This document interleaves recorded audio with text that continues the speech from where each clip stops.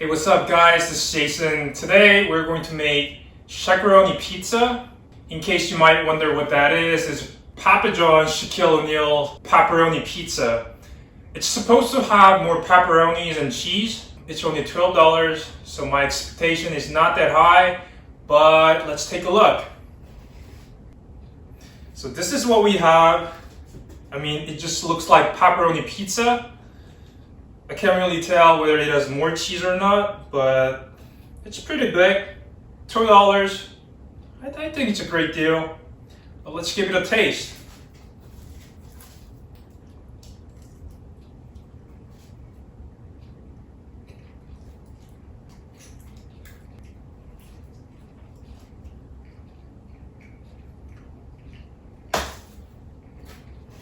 It tastes like pepperoni pizza. Yeah, I think there's nothing special about it. I think I can make this a lot better. Let's get started.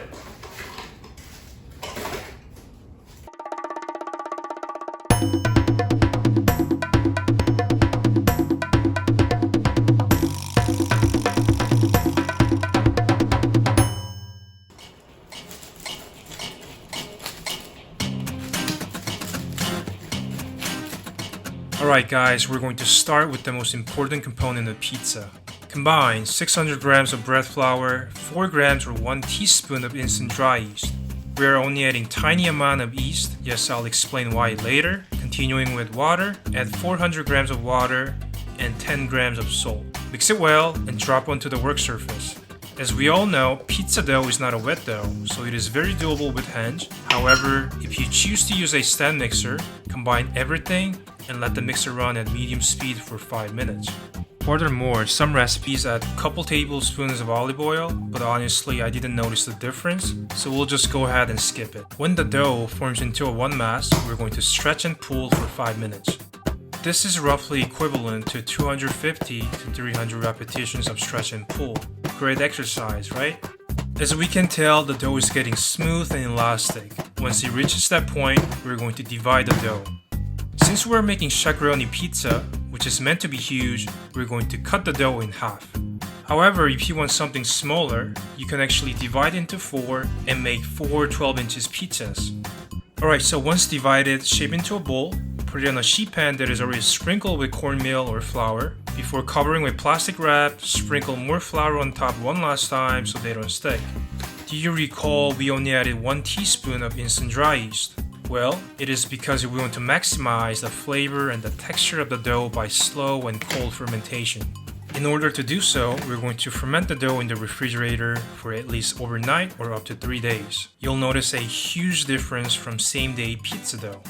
About 30 minutes or 1 hour prior to making pizza, take it out from the refrigerator and leave it in room temperature. This is also the great time to preheat your oven to 550 degrees or maximum temperature. We're multitaskers.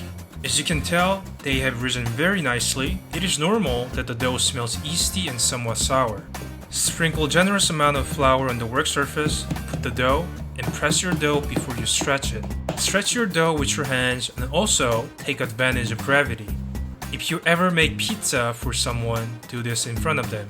If you show them what you got, they'll be amazed.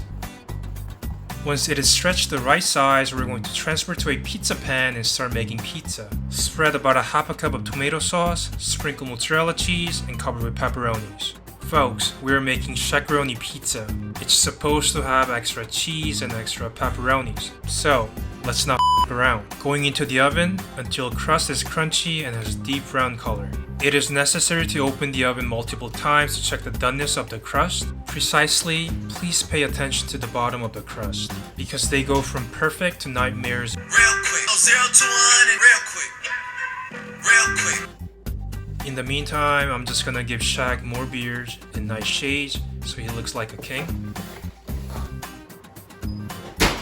Take it out from the oven and let's slice them up.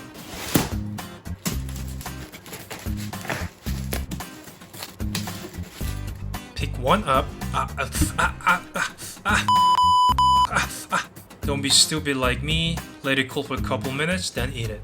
Let's compare Papa John's Shaq-a-roni pizza and mine. Papa John's is on your right or on my left. Visual wise, they were very similar, but taste wise, it was so much better. I mean, mine had home advantage since it was right out of the oven. That cold fermented dough was the secret ingredient here. Super crunchy, just a perfect pizza. Now we made the king of the pizza, we gotta make the queen, Margherita. Same thing, stretch the dough, but this time we're going to use San Marzano tomatoes as our sauce. On top of that, we're also going to use fresh mozzarella and good olive oil. Into the 550 degrees oven, bake until it has a deep brown color.